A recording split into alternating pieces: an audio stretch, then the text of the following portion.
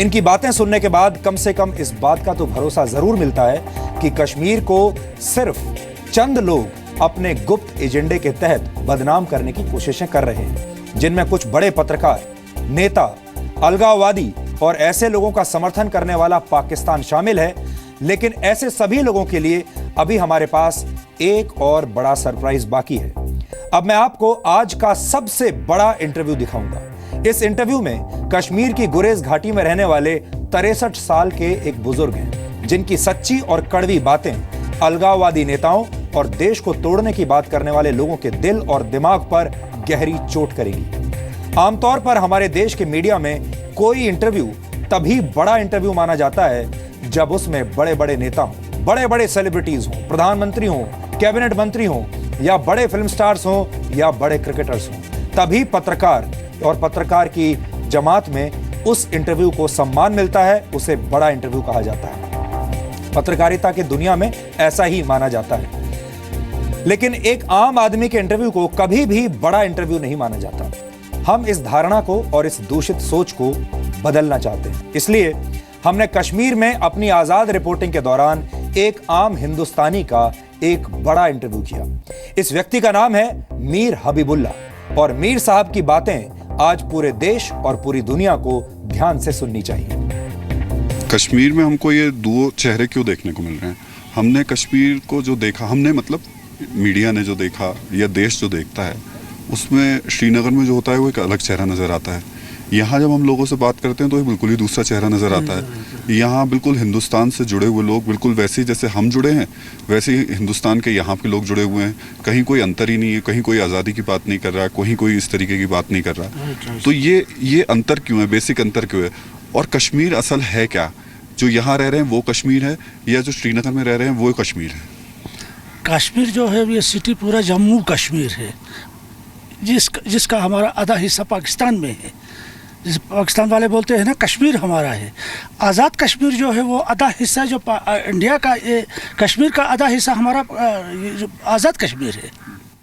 ये गलत है कि हम का पाकिस्तान के साथ है। नहीं, या आज़ाद कश्मीर के साथ हम नहीं है, आज़ाद कश्मीर हमारे साथ है।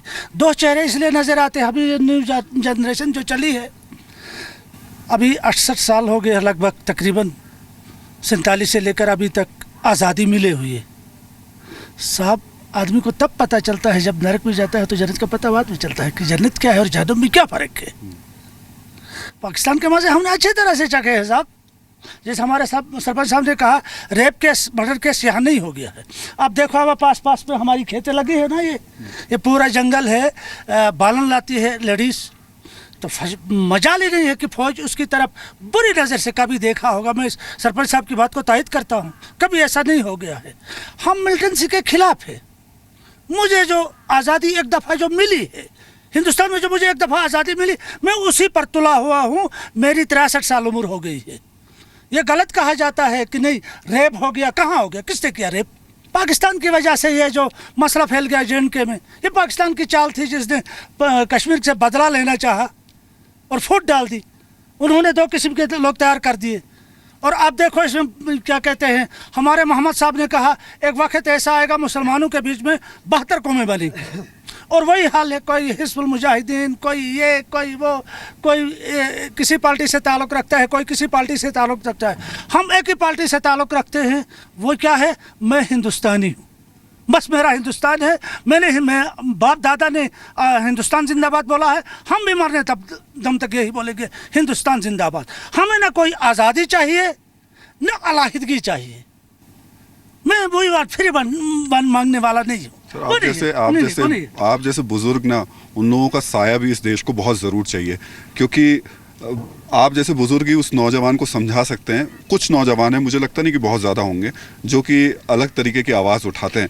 और शायद मेरे हिसाब से पाकिस्तान को सबसे ज़्यादा, मैं बार बार कह रहा हूँ, अपने कान खोल करके, आंखें मल करके इन लोगों को देखना चाहिए, जो कि बिल्कुल POK के बराबर में बैठे हुए हैं। जिस कश्मीर को उसने कब्जा करके रखा है, उसके जस्ट बिल्कुल बराबर में बैठ के वो बात कर रहे हैं। और बहुत स्वाभाविक सी बात है, गुस्सा और नाराज़गी थोड़ी सी बन जाती है, लेकिन वो देश से बड़ी नहीं हो सकती है। ये तो बड़ी सीधी सी बात है। घर में भी दो बर्तन टकराए जाते हैं, बाप बेटे में भी लड़ाई होती है। ये कोई ज़रूरी नहीं है। ये वो देश है इसमें नारा लगा है हिंदू मुस्लिम सिख इतिहाद जिंदाबाद जिंदाबाद, नहीं लगा।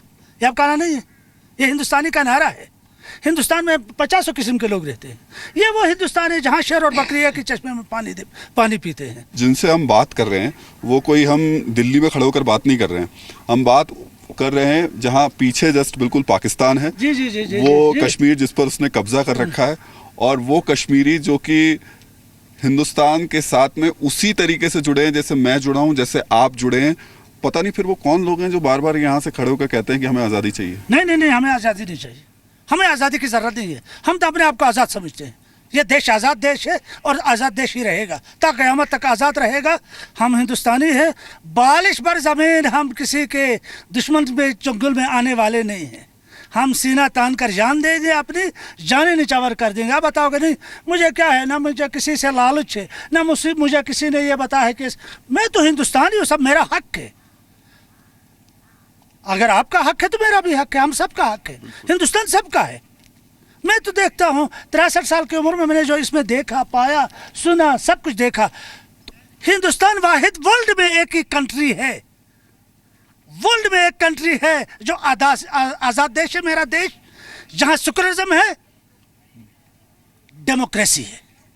मेरे देश में डेमोक्रेसी है, सेकुलरिज्म है मेरे देश में। आपने दिल्ली की बात की, दिल्ली वाले ऐसे बोलते हैं, बोलने दो साहब। अगर किसी को कोई शक है हम यहाँ आए, देखे, लोगों से बात करें, भगवान की देन है। आप हिंदू हैं, आप भाई अपना मंदिर में जाइए, सरदार जी जाएगा गुरुद्वारे में, मैं मस्जिद में जाता हूँ, मैं तो माला जपता रहता हूँ, कोई मुझे नहीं बोलता है। वो देखो मंदिर है, ये आगे जो आप देख रहे हैं वहाँ लगा देना बाइक पर, वो वहाँ है मंदिर। एक साइड में मंदिर है, एक साइड में मस्जिद है। हमें टाइम मिलता है हम सीधा चलते हैं, ये पोर्टर लोग, नमाजी आदमी सब अंदर जाते हैं हाथ मुंह धोने के लिए। भाई हमें कोई भेदभाव नहीं रखा गया है, न कोई हम पर जुल्म है। हम चाहते हैं कि हम हिंदुस्तान में ही रहें, हम हिंदुस्तानी बनकर रहें। हमारे बच्चे पर भी हम ये बच्चों को भी ये शिक्षा देना चाहते हैं, आने वाली जनरेशन को भी ये बताना चाहते हैं कि हिंदुस्तानी बनकर जियो, हिंदुस्तानी बनकर मरो। बस आगे दूसरी बात और कुछ ढूंढना नहीं है हमें। आपने कभी कन्हैया कुमार का नाम सुना है? ऐसे तो कन्हैया कुमार, कन्याकुमारी, हाँ, कन्याकुमारी, कन्हैया कुमार, कुमारी तो नहीं है। नहीं, कुमार किसी के नाम। हाँ, आज जेएनयू का एक ये छात्र था जो उसके साथ के छात्र नारे लगा रहे थे दिल्ली में खड़े होकर के कि कश्मीर को आज़ादी चाहिए। अच्छा अच्छा अच्छा अच्छा, हाँ, टीवी में जो लड़के दिखाते थे, जो बिहार में जो, वो भी एकदम झूठ मसला था, कोई रेप केस नहीं हो गया था। ये बनाने की बात का इसको बोलते हैं बतंगा बनाना। कोई किसी के साथ नहीं छेड़ता है, ये हिंदुस्तान है, यहाँ कानून है, हर चीज़ पर कानूनी पाबंदियाँ लगी हुई है। ये कोई पाकिस्तानी देश नहीं है। अभी आप अगर देखना चाहते हैं 15 अगस्त या 26 जनवरी तो नहीं आ पाओगे, अब 15 अगस्त को यहाँ हो, ये पूरा ग्राउंड पर जाएगा। अब देखो नाराबाजी कैसे होगी, भारत माता की जय, आज़ाद हिंदुस्तान जिंदाबाद। अरे साहब मैं तो अपने बच्चों को सिखा सकता हूँ ना, पूरा इलाका बोलता है, पूरा गुरेज बोलता है। धोखा ने कुरान में भी लिखा हुआ है, धोखा मत दे दो किसी को। धोखा जो आदमी देता है, आप मुझे धोखा देते हैं, धोखा किसी का धर्म भ्रष्ट करना ये अच्छी बात नहीं है।